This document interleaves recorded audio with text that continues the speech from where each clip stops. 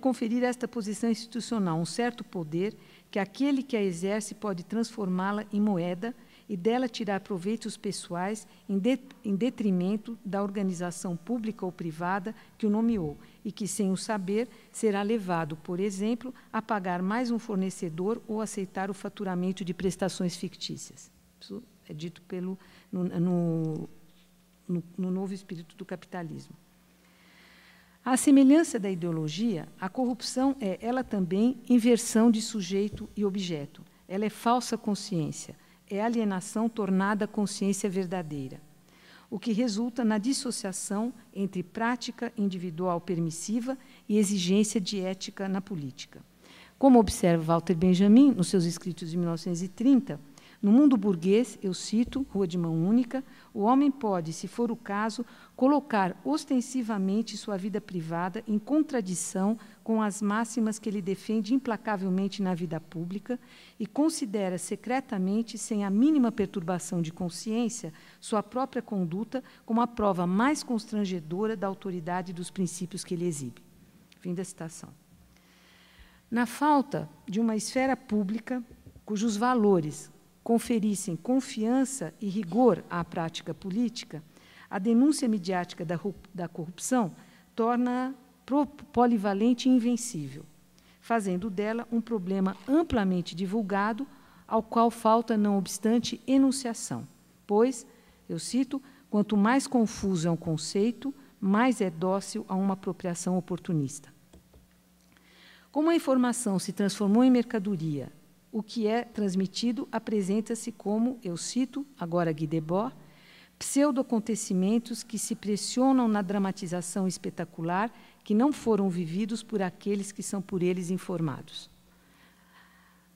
Ao final dos anos 1930, Horkheimer, por sua vez, considerava que a ordem capitalista avançava na direção da corrupção generalizada, ou que teria alcançado desenvolvimentos tais e proporções incontroláveis que impossibilitariam compreendê-la através das categorias do capitalismo liberal, com suas noções de trabalho, classe social, organizações políticas, economia, ciência, civilidade e cultura.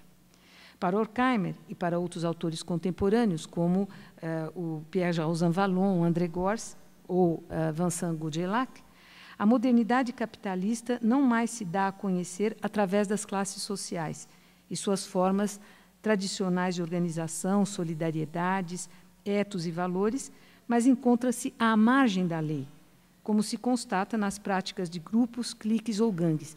Eu lembro a vocês que Horkheimer, nos anos 30, 31 e 32, ele escreve que a tendência do capitalismo moderno é o de se organizar por rackets, portanto, por cliques e por gangues. Então, ele diz existem rackets na economia, rackets na medicina, rackets nas escolas, nas universidades, portanto, no mundo sindical. Então, uma espécie de organização clientelista, né, de prestação de favores grupais internos. O rackets torna-se, então, segundo o Horkheimer, a categoria central do mundo contemporâneo, porque segundo ele, a sociedade, no capitalismo, que perdeu os seus escrúpulos, perdeu, portanto, os direitos mínimos, né, da civilidade e da cidadania, encontra-se, então, na sua fase regressiva. Eu lembro a vocês também que, muito precocemente, a Escola de Frankfurt desenvolve essa ideia que a acumulação primitiva no capitalismo é permanente. Quer dizer, as revoluções tecnológicas forçam que permanentemente é como se tudo se começasse do zero permanentemente. Isso nós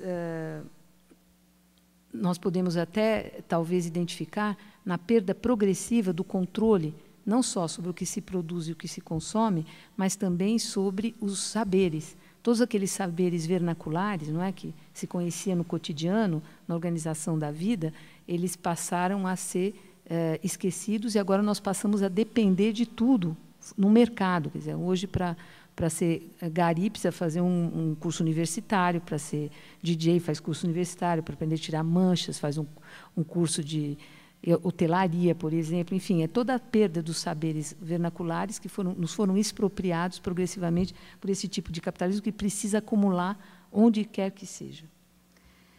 É no âmbito, portanto, do poder, na dinâmica de alianças e conflitos, que a última teoria crítica da Escola de Frankfurt compreende a sociedade administrada e a compreende como a forma do poder e da dominação no presente. Eu cito: em todo lugar, a tendência é para uma multiplicação e coordenação dos rackets. E esses rackets monopolizam o dinheiro e manipulam o poder. Eu cito: a sociedade é regida por cliques, os parlamentos são dominados por elas, seja porque seus defensores foram eleitos diretamente para o parlamento, seja por intermédio de lobbies.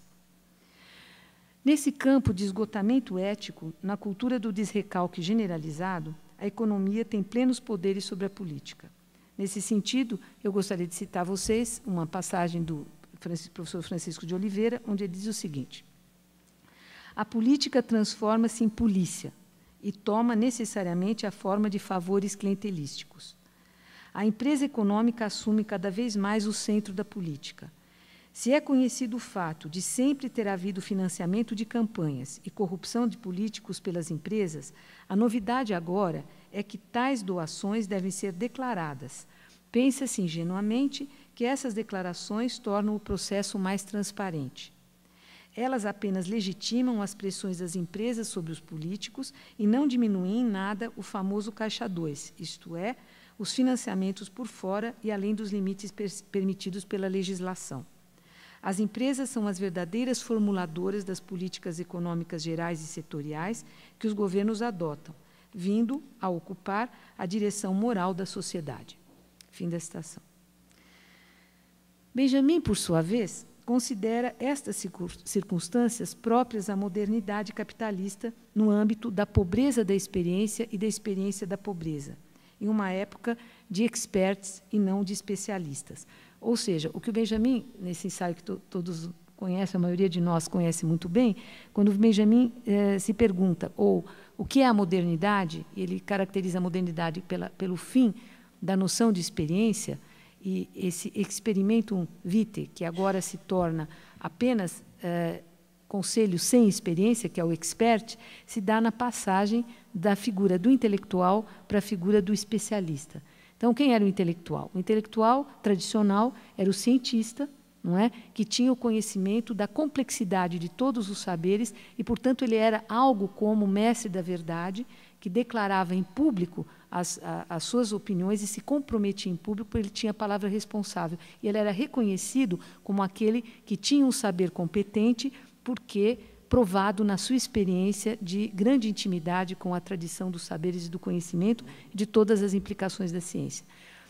O abandono da figura do intelectual culto, vamos dizer assim, e essa substituição pela ideia do especialista, que, portanto, dá conselho sem experiência, vem nesse campo que sobre o qual Benjamin chama a atenção, que hoje nós escutamos o conselho muito mais do banqueiro do que do padre. Não é? Então, a ideia do fim da experiência, portanto, de valores comuns vividos e transmitidos ao longo das gerações, portanto, recepcionados, remodelados pela experiência de cada um, isso que permitia, não é, a narrativa tradicional, quando Benjamin fala que há duas figuras básicas, não é, desse narrador tradicional, que ou é o agricultor sedentário ou é o marinheiro nômade, é porque ambos viajam à sua maneira, não é? Recolhem histórias, contam histórias.